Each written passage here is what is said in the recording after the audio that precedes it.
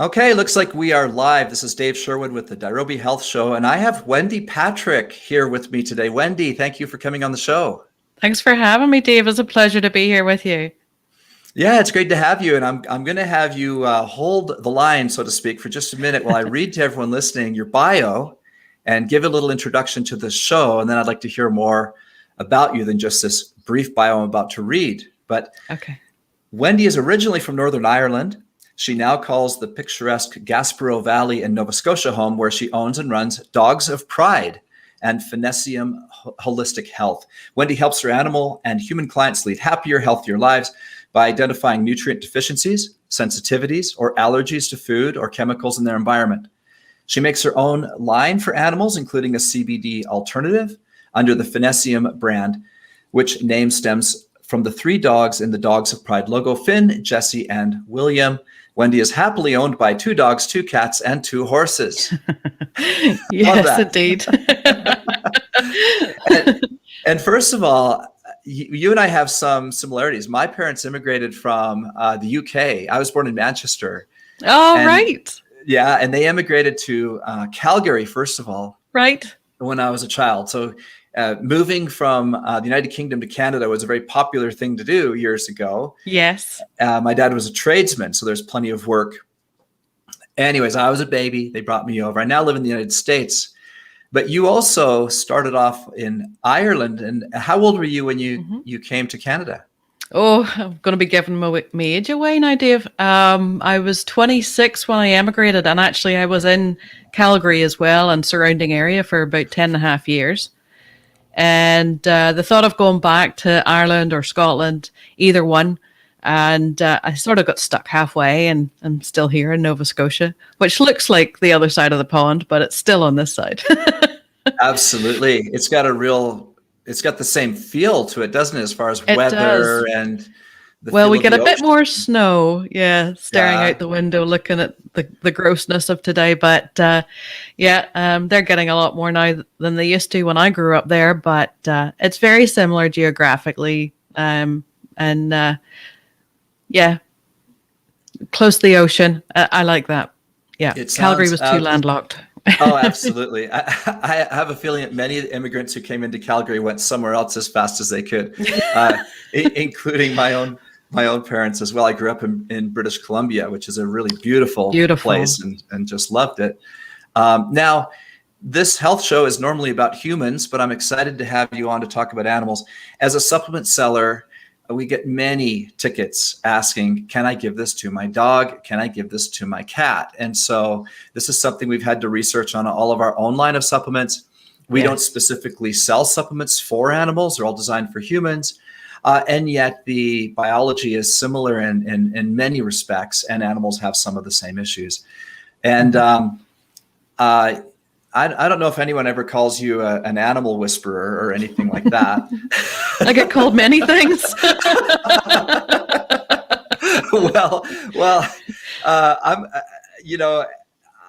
What brought you into this field of work? Did it start in Ireland, or was it something after you came over to Canada that you were led to it somehow? Yes to all the above. I've always loved animals all my life, no matter what. Any stray dog or any horse in a field or any cat walking by, I always have to stop and pet it or go across the road to see this one or that one. And just career advice at school and not being so great in the sciences took me away from the original thought of being a vet. And I ended up actually as an interior designer for 18 years until I was like, no, I ended up with a stray coming to me, and I was like, oh, I really, really want to go back into the animals again. And I'd had a horse before that, but I was like with the dogs and stuff. So I decided in 2006 that I was going to pursue working with animals, and actually became a dog groomer and did a course back in Scotland. I ended up going back there to do the initial study, and then worked under one of the top international groomers in Calgary for just over a year, and then moved to Nova Scotia. And when I came out here, it was like, well, there was nothing. There was nothing for supplies. There was no certified groomers. So I pushed on and did a lot more work and delved in deep into what was in these products that we were using for our pets, and got a lot more education under a few other people who'd been doing it for a long time. So with that, then I ended up with health issues and not knowing through 2 years of testing from anything under the sun. Then it was told, oh, taking a leave every day and we'll up your thyroid meds. And that was the answer. And that wasn't good enough for me. So I fell into natural health in a big way then. And just how the cosmos works, ended up under this wonderful natural practitioner who then took me under his wing, and I pursued that to become one of his practitioners. So that was basically biochemic practitioner, and he discovered then, after we had been working with the tissue salts and stuff for a while, that I had Lyme disease when he came out for with a protocol for that, and we tested, and that's what mine was. Then I knew what the beast was. I knew how to fight it, so I do. And with his supplementation, the same as yourself, coming from the human lines, I worked with kinesiology and working through kinesiology testing, muscle testing, surrogate testing, remote testing, all through quantum, basically quantum physics. It's not all hoo-hoo or woo-woo, as a lot of people call it, but there is actual science behind it that it works. But I've been able to identify a lot more as to how we can connect this with our animals. And that's where everything has mutated since. So with my own health struggles and journeys, then I've been able to empathize a lot more with others, with theirs, and obviously keeping their pets happier and healthier and getting a better quality of life rather than, putting them on a whole ton of meds or something that even works synergistically with those. Yeah, you brought up a few really interesting points. One of them is the woo-woo thing, and we talk about that a lot on the show. And I have a lot of I tend to be more scientifically based, and yet, and I start with that because anything we can prove, obviously, if we have a scientific basis for it, we feel a lot more confident about it. And my argument with the woo-woo stuff is that it could be anything, and people could say, well, take this leaf and circle it around your head, right, and then jump up and down 3 times, and you'll get better. Exactly. And yet at the same time, it fascinates me because the same people who told you to take in a leave and work on thyroid and take thyroid medications, as if that was going to help Lyme disease. So basically, they couldn't diagnose what you had. No. And so that is even worse than woo-woo because they're giving you drugs that wouldn't address what you had. So to me, that whole discussion is absolutely fascinating. And who calls who woo-woo? That's another interesting thing because if giving someone a leave and thyroid medication for Lyme disease isn't woo-woo, then what is, right? So I get that, and I'm skeptical. I tend to start skeptical with things, and then go from there. But I get it, and I have seen muscle testing many times and seen some very fascinating things from it. But let's put that on the shelf for just a minute and start with the very basics. And the basics of this show are number 1, nutrition, and number 2, fitness, and number 3, supplementation, in that order. And for my own health certification, I've come to just believe that nutrition is the most important thing that will affect our health more than anything else. And fitness is right there behind it, and has its own other benefits besides just feeding our body, but for just mental health and for many other reasons, we ought to be active. And then supplementation, because no matter how well you eat, there's things you can be deficient on. And so that's kind of my premise for the show.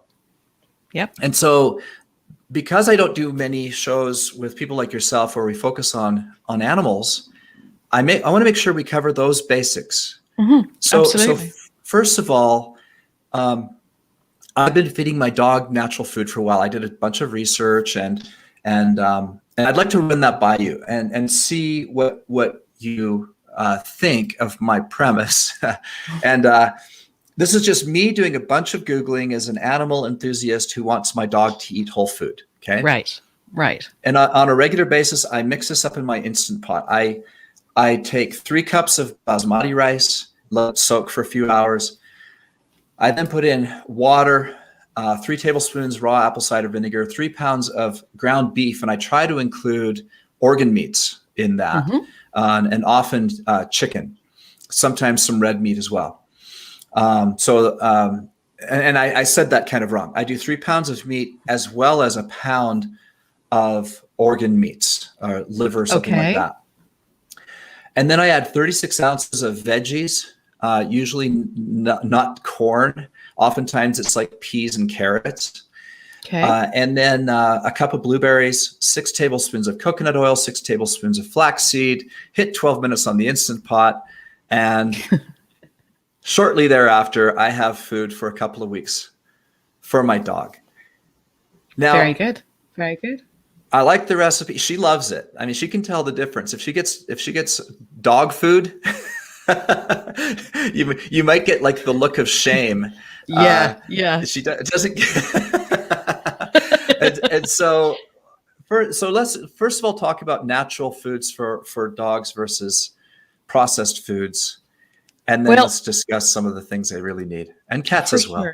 For sure. Yeah, absolutely. Well, I mean, cats are more picky as well. So they're always going to tell you what they need to a point. They won't always eat everything that they get put in front of them. Unlike a lot of dogs that are happier to go, oh, that's mine, having it.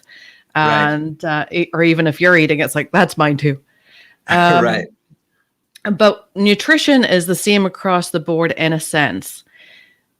All of our food, as you well know, is so nutrient deficient now from over farming the fields for so long that whenever they investigated it, I think this is going back to 2007, they discovered that our foods were so nutrient deficient compared to the likes of the 40s and 50s that to eat enough wholesome food even to get the nutrients that we actually need as a body, we actually need to eat almost 8 times more than what we do.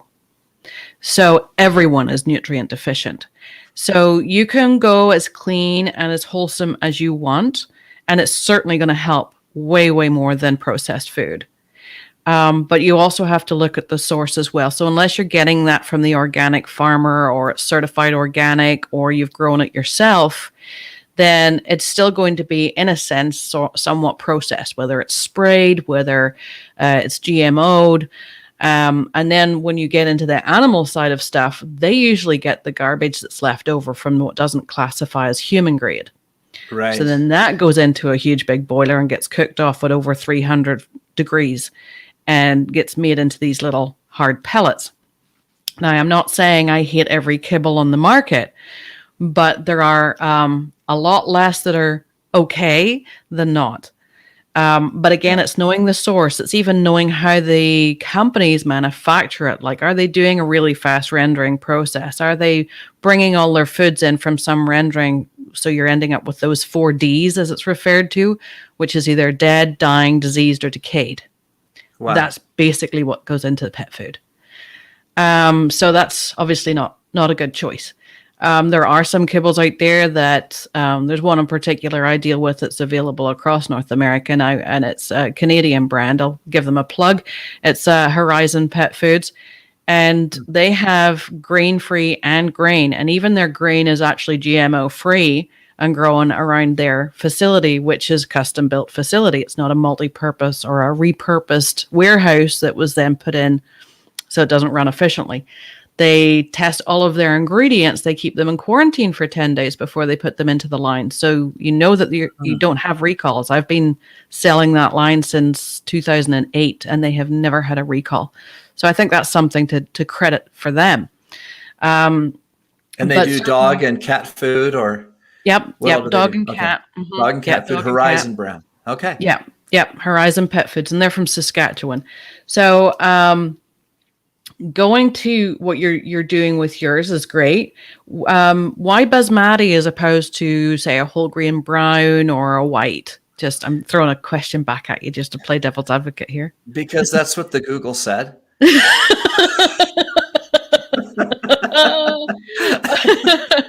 Okay, all right. Yeah, I just Googled recipes for dogs, and this one seemed good, and that's what I do. Now, frankly, frankly, I don't necessarily always do basmati.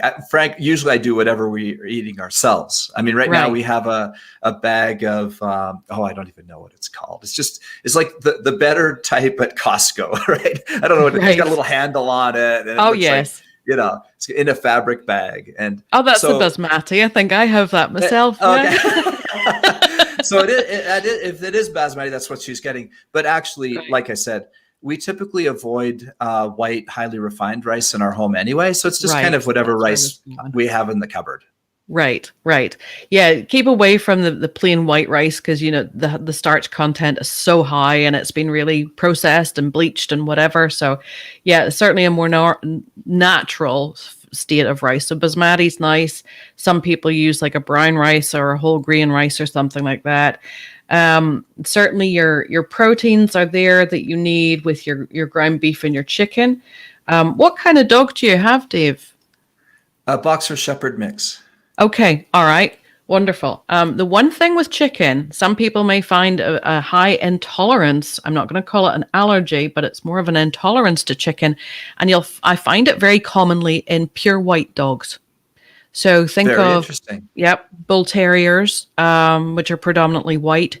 A lot of the terriers that are predominantly white, like your West Highland whites, your Ciliams, even a white poodle or cream.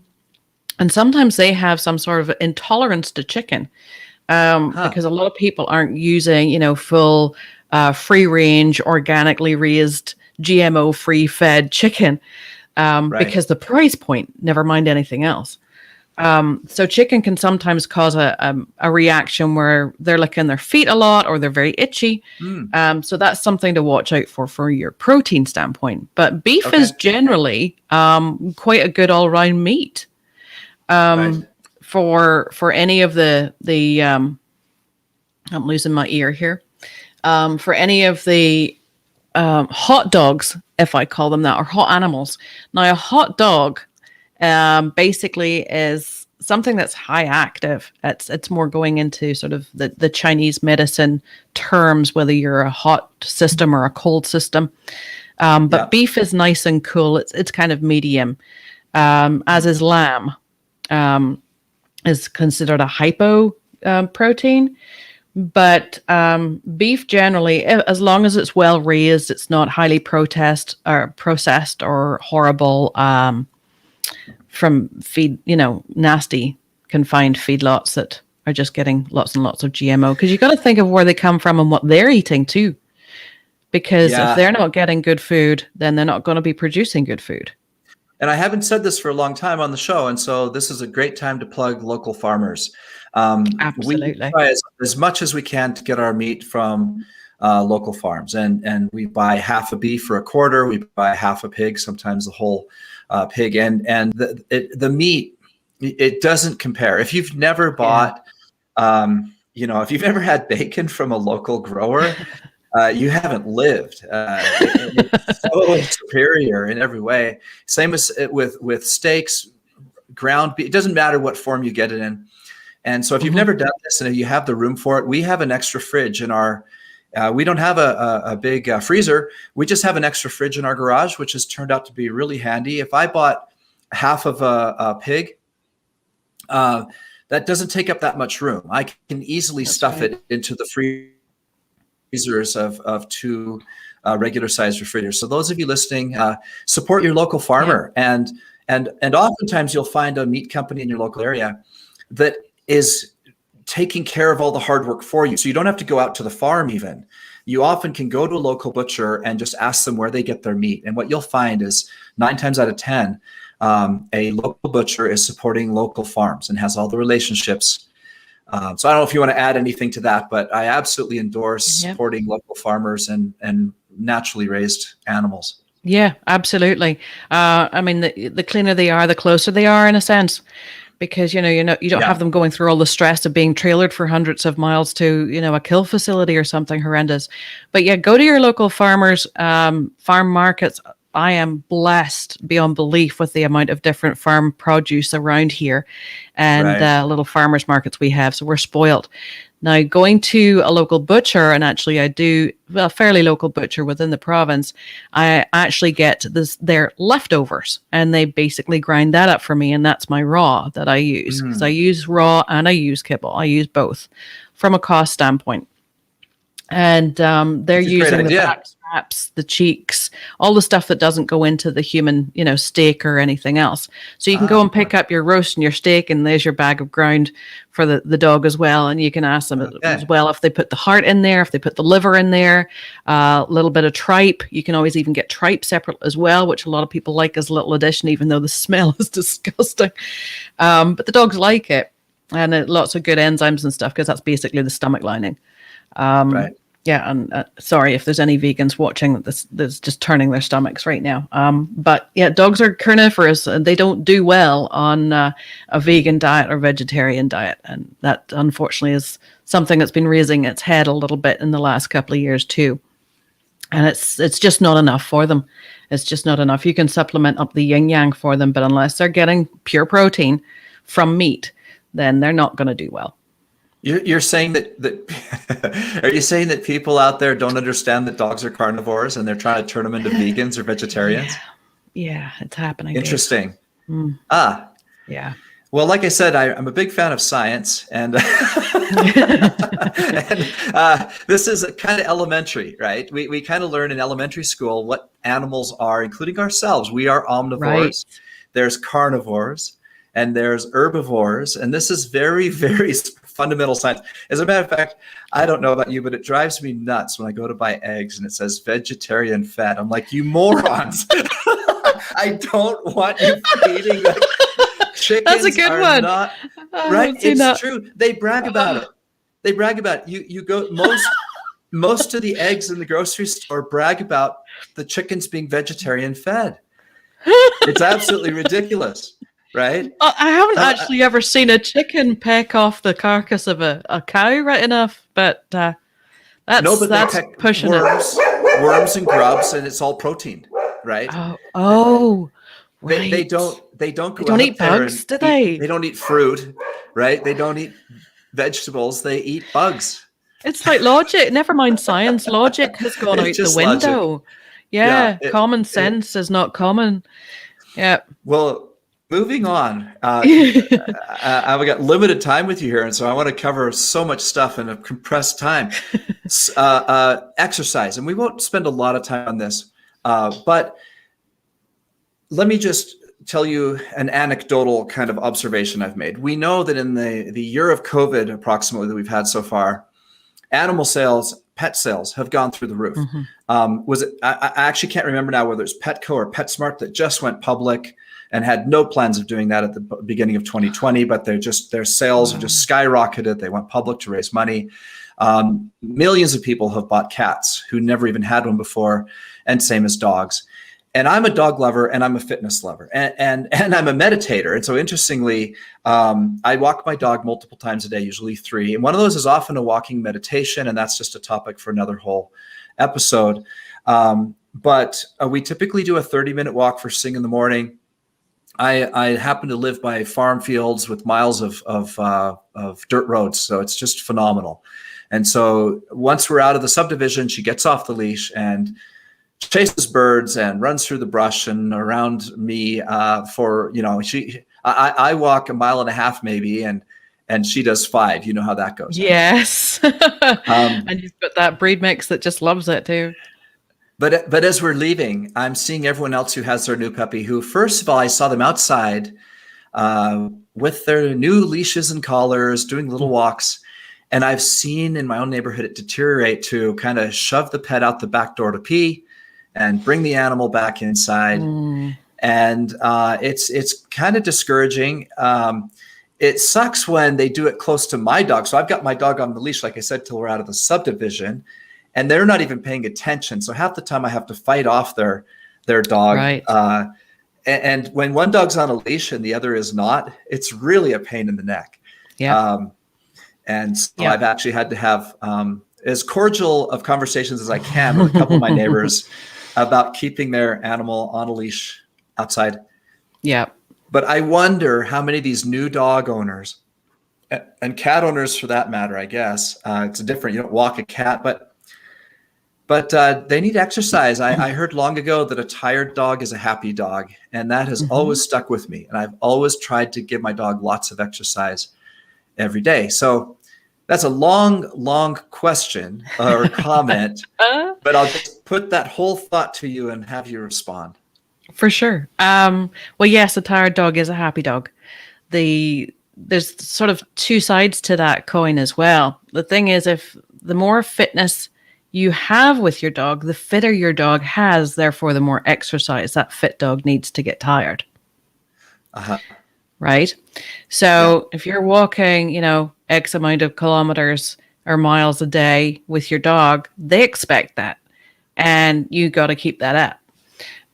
If you have one who basically you take out for a 15-minute walk 3 times a day, and then they come in and sleep on the sofa, that's the fitness level that dog is. So you're kind of working it not so much to what they necessarily need, because they will always adapt. Basically, they'll become couch potatoes if you are. So the more exercise they get, the more exercise you need to have too, in order to give them the exercise. So you're either going to keep each other fit or keep each other fat. You can look at it that way. So now, it's interesting. Sorry, hold your train of thought for a minute. Yeah. I want to. What you're saying, I learned intuitively. I used to do a very long walk on Sunday mornings, and that didn't last very long. And by very long, I mean I might have wanted to go a couple hours. Often we'd go up to the mountain and we would hike. Okay, so it's often. And what I discovered was it was too much for her, and there came a point that she was panting and lagging behind me. Yeah. And that I realized this is too much. And so I actually found just naturally, even in my own walks in the farmer fields that I described, I've kind of worked out a routine that I know is good for her, that by the time we're done, she's tired. But if I was to add another lap of a certain area, for example, it's too much. So it's interesting you say that. I discovered that kind of intuitively. Yeah, absolutely. Well, good for you for listening, because a lot of people would just, instead of cutting back their walk, they'll go, there's something wrong with the dog. Oh. Right. So that you can also see that. Plus, you also have to keep into consideration that, they get older, or I wouldn't say age, but their lifespan's shorter than ours. So what you were doing 6 years ago with the dog is not going to be the same level that you can maybe get away with now. If that dog's getting into its senior years or over the age of 8 is considered a senior animal. Although, you'll see 10-year-old dogs that will outperform some 2-year-olds, depending on how they've been raised, fed, trained, their fitness level, and everything that they've experienced. So, it's not a good idea as well when you're saying with all of these COVID puppies, but not so much puppies, but a lot of older dogs as well. Now, if somebody who's now working from home and who likes to go out for a 2-mile hike every afternoon gets his 8-year-old who's never done that, and then they think there's something wrong with the dog, it can't keep up with me. It's like, no, it's just not used to it. So start at half a mile, start at a quarter of a mile. So it has to be a bit of give and take on both sides. I mean, that dog is still going to do whatever it can to keep up with you and please you, because at the end of the day, that's what their little hearts will say. That's like, we'll please you as long as there's bacon. So, they'll do whatever they can and as much as they can. But if they're struggling, listen to your animal. And certainly, take that intuitive approach as opposed to immediately thinking, there's something wrong with my dog. I have to go to the vet. I have to get it on painkillers, or I have to do this or that or the other. It's a lot more simple than that. Sometimes we overthink it because we're just indoctrinated to overthink it and go, something wrong with the animal, take it to the vet. When it could be quite simply, it's just back it up a little bit. Give them a day off. Maybe they're having a bad day. Maybe they didn't sleep well last night.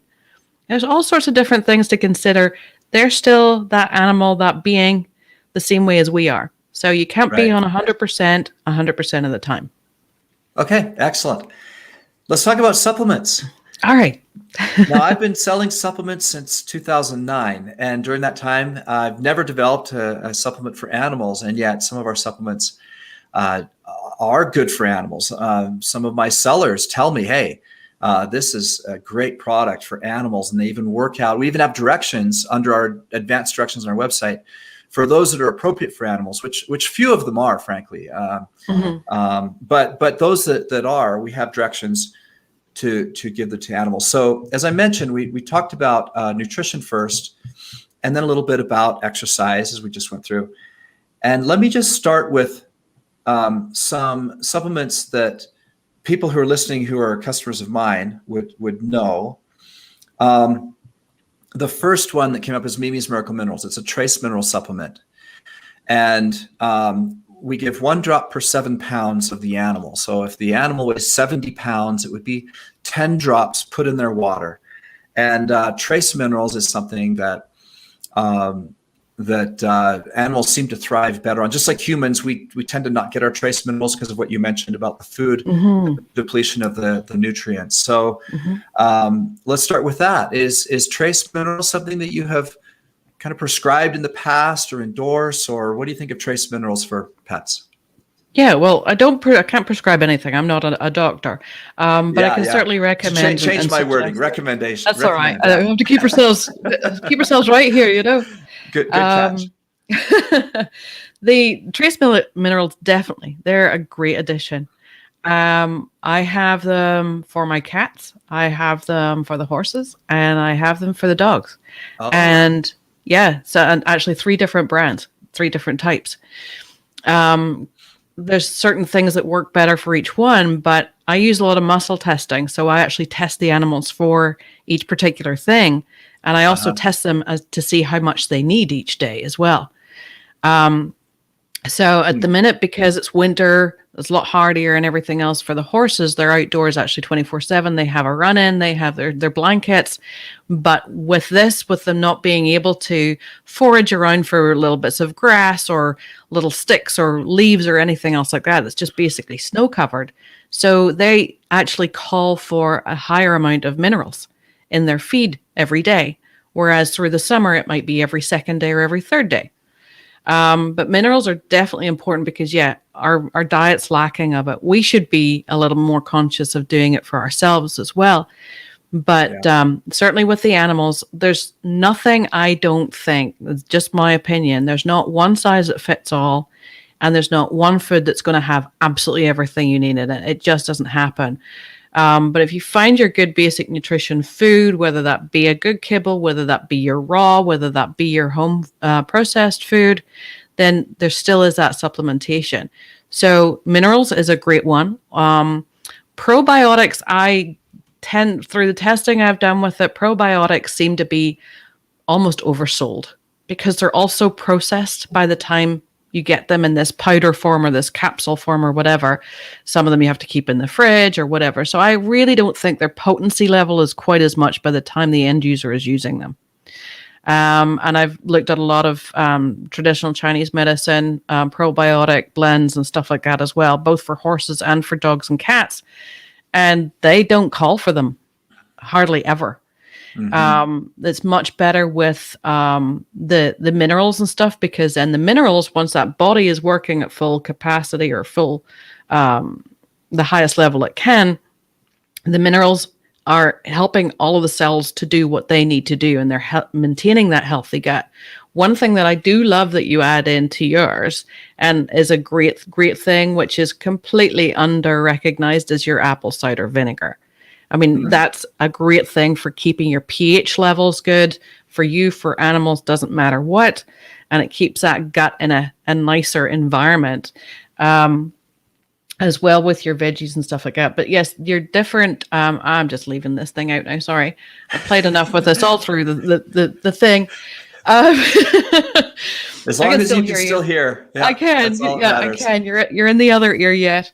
But definitely for supplementation, minerals is a good thing to have, or a vitamin and mineral blend sometimes. That's what I actually have my dogs on. That's another line that I actually sell as well from Omega Alpha. And we can ship that all over. They're all approved with Health Canada and all of that good stuff, all based with traditional Chinese medicine. So you've got lots of very, very long words in the ingredient panel on that. Don't even ask me to try and think of something in that. But your other like your flax seeds, your hemp seeds, your things like that are all really, really good. Fish oils, I'm very careful of the source because I think it was 2012. Was it the FDA or WHO or someone actually declared, there is a statement out there, you can Google and look for it if you don't believe me, that there is actually nothing from the sea that is suitable for human consumption. Now, this is a fascinating subject, and now on our website, let me back up. Omegas. It's about Yes. omega 369. Yes. And the right ratios of omega 369. Yes. And we get way too many 6. And this is a known issue. Many people take fish oils. We sell a plant-based fish oil on our website. Now, that's not what I give to my dog because there's a huge difference in the omega needs of an animal and a human. The digestive system is so different. But we sell a plant-based omega, and it's based on the same thing. It's actually a doctor in Canada that did this research. And similarly, you might be talking more about pollution and heavy metals in the fish. Yeah. But not only that, there is a evolutionary theory that over millennia, as humans have been on the planet, they couldn't get out to the deepest parts of the sea and grab these fish from a mile below and bring it back up, which is the ones that we buy in the supermarket. And a dog in the wild would be getting a fish from a stream. Right. Yes. And so freshwater trout or a freshwater trout, a bass, whatever, something that is shallow. And so for humans, we have actually gone to something called pure form omegas, which are plant-based and have the right ratio of 369. Yep. Now, I had this conversation with my vet on omegas for my dog, and he recommended a purified salmon oil, which is what I'm currently doing. Salmon, of course, are from the ocean as well, but they come upstream. I mean, animals would eat them, would have had access to those evolutionarily, historically. And so that's currently what I'm doing. I don't know what you think about that. It's when I bought on Amazon, I did a little research. They say it's metal free and all that. And it's in a pump bottle and I squirt it on the food. Right. And so I am doing omegas and that's how I'm doing it. And so if you have a critique of that, I'm happy to hear it. I've just got a simple version of it. It's called Hemp Seed Oil. Okay. It's got your perfect blend. Hemp Seed Oil is like one of my favorite. It's actually the basis of my Smart Oil. And you have all your omega 369s in perfect harmony in it. So there's no guesswork needed. Yep. And there's lots and lots of hemp grown nowadays. There's lots grown in Canada. Actually, the Declaration of Independence was written on hemp paper, which the hemp was actually imported from Canada to do that. So there's a little tidbit for you. Fascinating. Yeah. So the hemp seed, definitely go for a land-based source. As well, obviously, if you're looking for, on your human side, if you're looking for an iodine supplement, go for a land-based source for iodine as well, as opposed to from your kelps or your seaweeds or your fish or anything else too. Yeah, it's just going to be a lot less chance of cadmiums, mercuries, heavy metals, all of that stuff in there. Which is basically along the exact same lines that we have come to, that the land-based, plant-based versions are superior to deep sea versions of omega. So that's really fascinating. Turmeric, we have a turmeric supplement that's got human clinical studies on people with osteoarthritis. But my dog has a hip issue. Actually, frankly, I don't know if it's a hip or a knee because 3 different vets have given 3 different, told me 3 different things on this. But she seems happy and healthy all day long. Until the evening when she starts limping around on the same leg every single time. And often when she's laying around for a while, she gets up and she's limping on that leg. And I contacted my turmeric provider, and the active ingredient in a turmeric supplement is called curcuminoids. Yes. And I just didn't know if animals had curcuminoids or not, but the supplier assured me that animals do, and that it would be perfectly fine to give a turmeric supplement to my dog. And she does seem to do better and have less pain and limping when she's on turmeric. So that one's been interesting. Yep. I give her 1 in the morning, 1 at night. I'm not sure if that's, and generally speaking, I understand many animals do develop limb, whether it's bursitis or arthritis or what, I don't know, but it seems like a lot of dogs and cats develop like a bad leg, a bad knee, Oh a yeah. bad hip. Who knows? It seems to Yeah. be quite common. It is. I mean, there's so many different reasons behind that too, as to how did that appear? How did that come? I mean, is it age? Is it an injury? Is it activity level? Is it bad breeding? Is it early spay and neuter? That can even come into effect as well, because if they're early spays or neuters, those growth plates haven't had a chance to fuse and reach maturity. So What's if they've too been done early? too early is under 2 years for a large breed. Oh, And under, well, if you want to stay safe right across the board, not before 2 years. So yes, you now, might have to go through a heat or two and be careful. But yeah, they always see, push it to we be could do that. earlier so they don't breed. Yeah. See, our dog was a rescue dog. Yep. And it was required that Yep. we have her fixed within 6 months. And so I did Exactly. wait to the very end of that period and got it done at 6 months, because it Yep. did seem very young to me. But she got spayed at 6 months, and she's always had a problem in her right back leg. Yep. Yep. So it could be that. Yep. It could be. It certainly could be. Because a little bit of twist or an extra jump, or if that was the leg that she always, you're right-handed or left-handed. I say the same thing about our dogs, because when I was grooming, when I was doing their nails, I could tell what was their dominant paw, because that was always the nails were worn down more on one side than the other, because that was their more dominant. Just another, completely useless piece of information, but It's interesting though. thank you. With the early spays and neuters, and I know even there are some like rescues that will do them at even like 6 and 8 weeks and less than 12 weeks, which is just horrendous. Number one, the hormones haven't reached development. So there's always going to be a hormone imbalance, and hormones are needed for certain development of certain tissues, for certain muscles, for certain ligaments, for strengthening. So even that alone can, you'll find early spays in females can lead to urinary incontinence. Oh, wow. Early spays and neuters in any dogs will or can end up with ganglia. There has been actual science done on this and studies done that these dogs will actually be more gangly, so longer legged and taller than if they had been neutered or spayed later in life, because those plates, because they just didn't know when to stop because of the balance of the hormones as they mature, so they kept growing. So then they're weaker. So they haven't fused properly. So you'll find, if you see some x-rays sometimes of hip dysplasia and things like that, it's quite horrendous. And some of that can just be genetically bad breeding as well. The likes of the puppy mills or backyard breeders are, oh, my dog's cute, I'm going to breed him. Let's put an ad on Kijiji or whatever and find him a mate. I mean, that's just irresponsible. I'm sorry. Everybody's going to get mad at me, but it needs to be reiterated a few more times. So yeah, you'll find that a lot more studies have been done on these early spay and neuters and the detriments that can have moving forward. So that can be one thing, but it can be activity. It can be one of those things. It can be the sort of thing where, oh, I twisted it when I was out riding the motorbike or something, the things your dog doesn't tell you that they get up to when you're not watching. And there's just a little weakness there. ACLs are very, very common to go. And once one goes and you've paid through the nose for surgery on that, your vet will probably tell you that, well, within 6 months, we'll probably have to do the other one, because as this one's been healing, there's been all the stress put on the other one. And then that's going to go as well.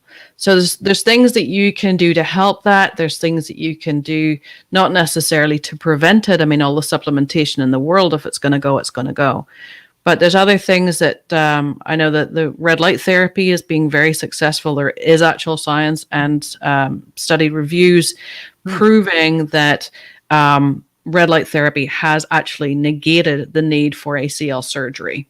Interesting. Yeah. So the stuff that's been done with that, and light therapy isn't new. It only came into my realm in the last while as it started to make sense with what I do with a lot of energy work. And looking into it and really delving in, because like yourself, Dave, I am the biggest doubting Thomas out there. So it's like, you show me, you prove it, you explain to me, I go deep into everything. So that anything that I put out, all of the mental case over here has gone into every nook and cranny and found out as much as they possibly can on something. Your turmeric is great. Something on the ORAC value, it used to be a way of actually testing. They stopped doing ORAC values now, but turmeric, I think, is about 20. That for sake of argument, let's say it's 23. Cranberries are, say, 60. So what that means is for antioxidant, anti-inflammatory. So cranberries are actually more potent than your turmeric. Now, I thought ORAC value was only antioxidant. Right. I didn't think it had anything to do with anti-inflammatory. They go hand in hand to a point as well. Yeah. Okay. So if you look at what on the ORAC scale, the cranberries are actually better than the turmeric. However, most people can't buy cranberries in their raw form. Best way to get them is when they're fresh frozen in the store. So there's no sugar added, because that's where it makes them detrimental, is whenever they're all processed with all the sugar added. What's right at the other end of the scale, like we're talking into the millions, is dragon's blood. And dragon's blood, basically full of taspenes, full of all of your antioxidants, anti-inflammatories, and actually were originally put into my realm because it's one of the things that are very good to take if you have Lyme disease. However, that didn't work for me. What is dragon's blood? Dragon's blood is the tree sap from Sangre de Drago, or dragon's blood as it's known. It comes from Peru. Or my source comes from Peru. There are different ones from Brazil. There are ones from Israel, but the one in Israel is actually now an endangered species. So it's not just known dragon's blood. I know the source of it, there's lots of different trees and stuff that produce it, but it's like getting your maple syrup from your maple trees. It's the same way. The dragon's blood is taken from this tree. And if you just Google dragon's blood on the tree, it's a magnificent looking thing. Interesting. So we get that from there. So as I said, whenever I was given it or told to try it for my Lyme disease, when I tested it, I got a huge negative for it. So it didn't do anything for me. And then that actually came into play when I started researching. We had to come up with an alternative for CBD, because CBD, even though they legalized marijuana in Canada, that's like saying, well, driving's legal, but you need a license to do it. Right. So without a license, you can't actually legally sell it. And they've tried to take the CBD under the veterinary heading up here. They're trying to push for that. They're doing studies and stuff at the minute. And then the vets will be the only ones being able to distribute it. So when we were stopped with that one, I had to then formulate something different. And it was basically, okay, well, what does this have? What does the endocannabinoid system, how it works with that? There must be something else out there. Well, you have carrots, you have black pepper, you have oregano, you have lots of different things that actually contain cannabinoids. But they're such a small level, they're not going to be as effective as the CBD from a fully grown hemp plant. Right. But the hemp seed oil and hemp seeds don't contain CBD. They do genetically, but it's like saying you're going to get vitamin C from an orange seed. You don't get it until that tree is grown. Sorry, I'm going way off here, but I am. No, it's good. It's all good. So with the hemp seed oil, you still have your really, really good omega oils, and your essential fatty acids and things like that. Some really, really nice stuff, and some attributes to that as well. Once I put that with the dragon's blood and copaiba or copaiba, whatever way you want to pronounce it, that's another oil. It's another tree sap. And that actually has a lot of sesquiterpenes and terpenes and some ingredients that some people consider cannabinoids. But beta-caryophyllene or BCP is the real active one that works with the cannabinoid system. When I put that copaiba and dragon's blood together in a proper quantity, I tested through the roof for this thing. I'm like, holy cow, we might be onto something. So I put that with the hemp seed base, the copaiba, the dragon's blood, and our colloidal silver, just a little bit to use as a preservative. And I tested through the roof for it. I have a horse, he's still here. He's about 28 years old, Morgan Percheron mix. And he came to me 3 years ago with heaves, which is like COPD for horses. So hard to breathe. Whenever it gets hot and humid outside, he's heaving. So very Right. difficult to get a breath. So I had been using the CBD with him to great effect.